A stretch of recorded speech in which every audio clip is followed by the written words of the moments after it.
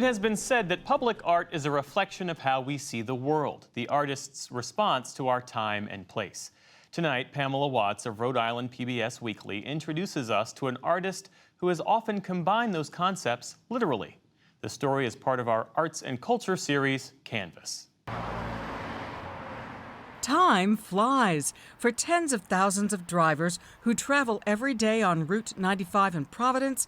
You can't miss the mischievous worker about to roll a clock right off the roof of the former Brown and Sharp Manufacturing Company. Foundry Clock Man is just one of the whimsical works of modern metal art created by contemporary sculptor Peter Diepenbrock. The sort of metaphor of it is, why is time so dominating in our lives?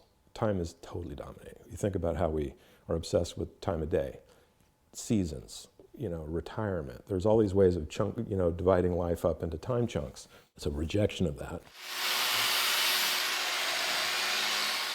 Diepenbrock constructs most of his stainless steel pieces here in his home studio in Jamestown. His is a curiosity shop of fanciful, quirky objects, handcrafted items, as well as many maquettes, artists' preliminary models. Diepenbrock's recent piece of public art is an almost 10-foot-tall rabbit springing to life. The gesture is sort of a skating, kind of flying bunny, which is sort of inspiring, hopefully, to young people to kind of live lightly in your own life. It's called Ostara, translation, a celebration of new beginnings. Life is so serious right now. The world is in such crisis, it seems like, everywhere you look, that we could use a little more humor and a little less dark subject matter. Constructing these structures has allowed him to be the architect of his own career. At the core of it is, I love making stuff. And so it's kind of like, well, what could I make today? A native Californian, Diepenbrock discovered that love of making stuff in his father's woodshop at age 5 and continued when he graduated from Rhode Island School of Design, RISD, in the mid-'80s. He has been successfully self-employed ever since. He has a cottage industry of metal tabletop giftware, all with humorous personalities. But in 2002, Diepenbrock's art took a serious turn. A friend stopped by and said, Peter, do you know about the 9/11 Memorial competition? And I applied to that and won the competition, and that is what started the public art practice. As you first enter the Rhode Island State House, you pass Diepenbrock's prestigious commission. He had only 5 months to create it. The reference was 9/11, so there's 9 layers of glass.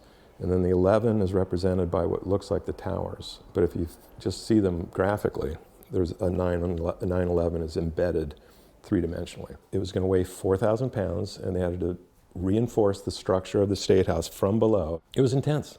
I mean, I can't even tell you how intense it was. Another of his heavy metal sculptures can be found on the University of Rhode Island campus.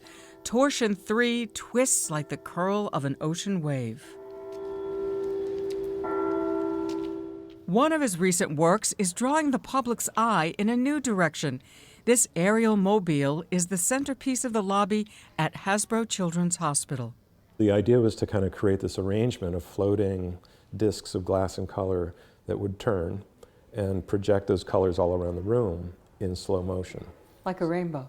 Yeah, or a disco ball, but with a little less jazzy. And the idea being recognizing that it's a high-stress environment. If there's a metaphor there, it would be, what would healing look like? These days, he's been trying his hand at plexiglass kinetics, how a piece revolves, has motion, movement, and balance. A work in progress? Yeah, I don't think it's working.